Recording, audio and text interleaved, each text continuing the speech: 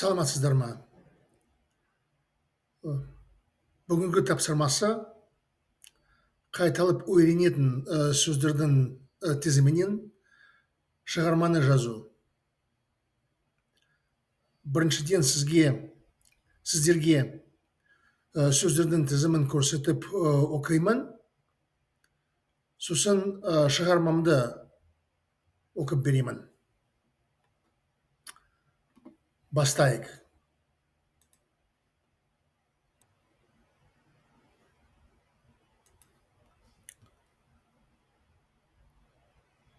Менің жеке сөздігім мұны электрондық кестесіне жиналған. Бүгінгі үйренетін сөздері: өру, плести, заплетать. Қалбыр, жестяная банка. Керым, дивный, чудесный. Тырысу, морщится, корежится. Бекер, зря напрасно. Даурықпа, крикливый, шумный. Сәрі, время перед восходом солнца. Талшоп, стебель травы.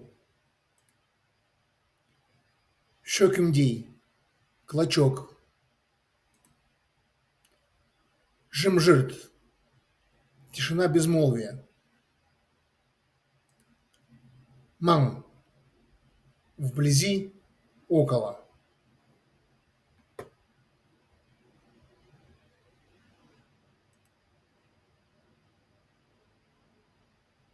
Шамасында 30 минут ойланып, сюжетті басымда құрастырдым. Келесі шығармамды шықты.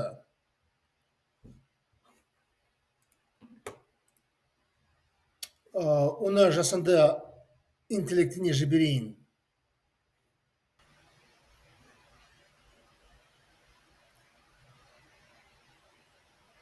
Мен грок қолданамын, грокқа шығамын. Тарихы, чат, күтіп тұрыңыз. Кішкене интернетпен мәселелер шығар. Жіберейін. Тексеру бастады. Грок тексеріп жатыр. Шыдамды болыңыздар.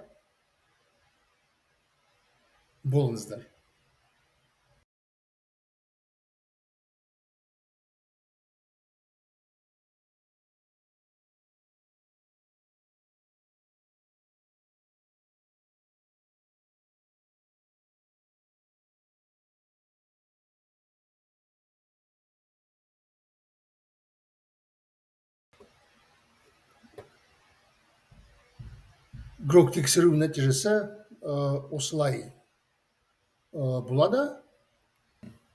Тексеру бітті. Қателер аз екен. Вердикт оқып берейін. Это уже не просто начало сказки, это идеальный пролог казахской классики. Шығармамды тыңдап беріңіздер.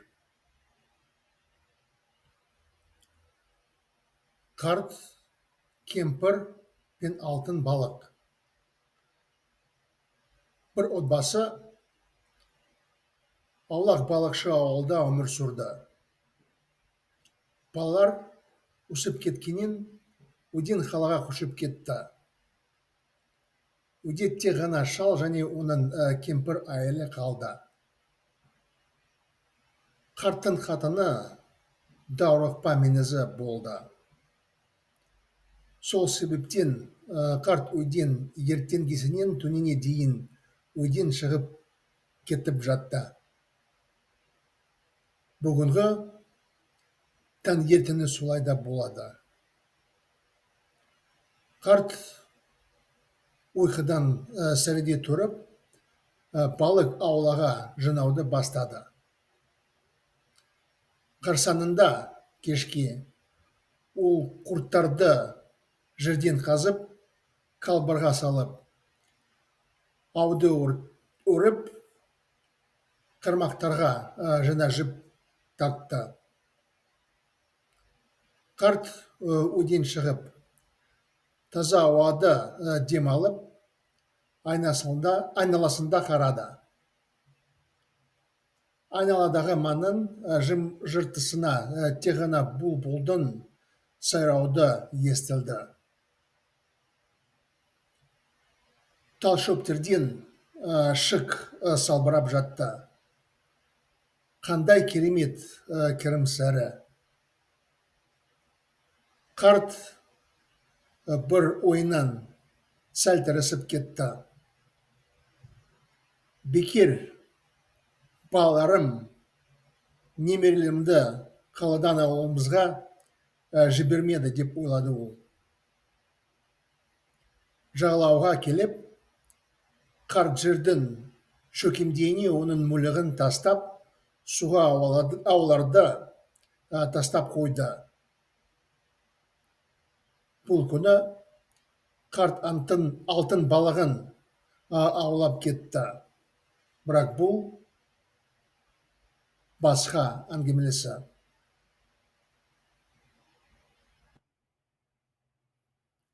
Келесі диктант жазайықшы. Қарт, кемпір пен алтын балық. Бір отбасы аулақ балықшы ауылда өмір сүрді. Балалар өсіп кеткеннен үйден қалаға көшіп кетті. Үйде тек ғана шал және оның кемпір әйелі қалды. Қарттың қатыны даурықпа мінезі болды. Сол себептен қарт үйден ертеңгісінен түніне дейін үйден шығып кетіп жатты. Бүгінгі таңертеңі солай да болады. Қарт ұйқыдан сәреде тұрып, балық аулауға жинауды бастады. Қарсанында кешке ол құрттарды жерден қазып, қалбырға салып, ауды өріп, қармақтарға жіп тартты. Қарт үйден шығып, таза ауада дем алып, айналасында қарады. Айналадағы маңның жымжыртысына тек ғана бұлбұлдың сайрауы естілді. Тал шөптерден шық. Шық – это роса. Салбырап жатты. Қандай керемет, керім сәрі. Қарт бір ойынан сәл тырысып кетті. Бекер балаларым, немерелерімді қаладан ауылымызға жібермеді деп ойлады ол. Жағалауға келіп, қарт жердің шөкімдейіне оның мүлігін тастап, суға ауларды тастап қойды. Бұл күні қарт алтын балығын аулап кетті. Бірақ бұл басқа әңгімесі.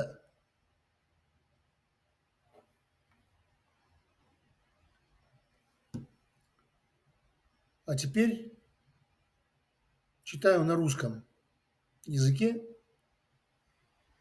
и нужно попытаться в уме сделать синхронизированный перевод.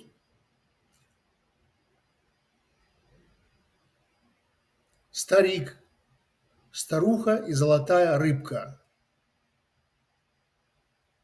В одном далеком рыбацком ауле жила-была семья.